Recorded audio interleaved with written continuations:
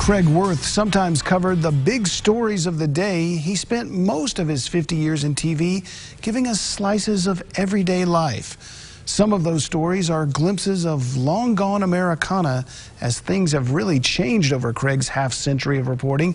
Craig is here in the studio tonight with an example. Craig? Well, you know, I've always admired those who worked at night. Now, one of those was the milkman. Now, as of this week, that job has disappeared after 139 years at the local Winder Farms. And 2 quarts on the porch by 5 a.m., that's just a memory in Salt Lake City. Now, I've combined several stories that I did on milk delivery. They were as familiar as a sunrise every morning. They were as reliable as the cows who made this all possible. For as the 1938 Provo newspaper ad announced, your milkman never fails you. It's a tradition that started when the mules that pulled the old milk wagons did not fail the milkman. A former lifelong dairy farmer remembered that era as a kid and told me about it many years ago. The mules knew the routes, and a stranger could get on the wagon if the regular driver was sick or something. All the gentleman that was driving the mules had to do was know how much milk to leave, but the mules knew the address.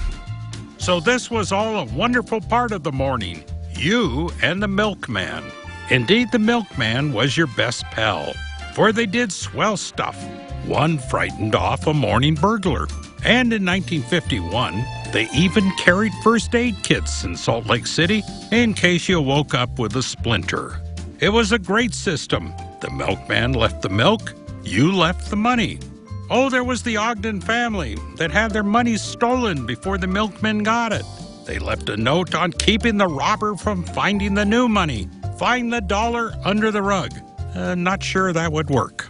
By the 1940s, milkmen started leaving other stuff, like yogurt. Yes, your Murray Milkman invites you to phone today, MUR 896.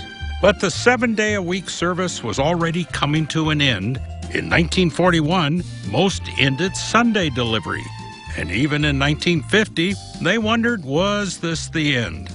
And now, no use crying over spilled milk, but the last Salt Lake milkman left his last quart. It's over. Well, this reminded me that 31 years ago, I spent a night with Dave Rich, the milkman, and it seems like a good time to relive that story. He will go to the old ice house and shovel out pound after pound of ice. It's the way milkmen have kept dairy goods cold since the days horses pulled wagons throughout the valley. It's different than just an average, dance job. For 18 years, he's been one of the few creatures stirring in the cold pre-dawn of the city. It's a route that starts where a century of milkmen before him left the dairy. Each second of darkness is precious as he runs a foot race to the door. Although he knows each square of the sidewalk, he uses a flashlight in his early morning run. He's in his 50s, and he had a stroke 10 years ago, but the job keeps him in shape. Do you have any idea? I mean, you do this, 14 hours a day or so? Yeah, about 10 to 14 hours a day. Few will ever see him run. It seems to be a matter of pride. Few will ever know that can even remember what most people want on a given day. This is 3 half-gallons of 2% and half-gallon skim. And the foot race starts again, with milk in one hand and the flashlight in the other. You can't read addresses in the dark, but milkmen have an old system of knowing where to go. You count so many right turns and so many houses down. The only thing that really bothers me early in the morning is when it's really foggy, and sometimes you have to search for the homes. However, there is no system of knowing where the dogs are. He will deliver, keep books, collect, and solicit new customers. It's part of the new tradition, a tradition of work that some just can't handle. I think it's maybe the hours, and there's so much involved to it. And everything they have to do, I think maybe just overwhelming to them. And finally, it's getting light. Dave's been at work for hours, and he'll continue well into the day, for there are more right turns and more houses to count, and more leg races to run. Now, it seems ironic that a new era of home delivery is one of the factors that killed the milkman industry. Supermarkets and all kinds of delivery services will send over about anything you want during the day, including milk.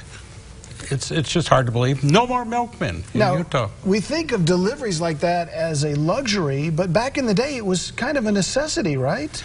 It absolutely was. You know, there wasn't refrigeration in either the store or the homes, so they just had to use milkmen to deliver it. And cartons kind of changed it up a little bit, didn't they, Craig? Cartons, now you're too young to remember those paper with the wax. Come on. You know, they had wax on papers and you would peel it open and it would stick. And that meant you didn't have to return bottles, you see. The milkman would take the empties back. Yep, and so all that's a memory. And now, ironically, I guess you could see a picture of a milkman on a milk carton as missing, perhaps. Too bad. Craig, don't laugh at those. That just encourages him. Bad one. How long did it take you to think of that? Well, they don't deliver to your house anymore, but Alana Brophy delivers the forecast right into your living room. I do my best. Twice a night on Saturdays and Sundays. I know, right? I try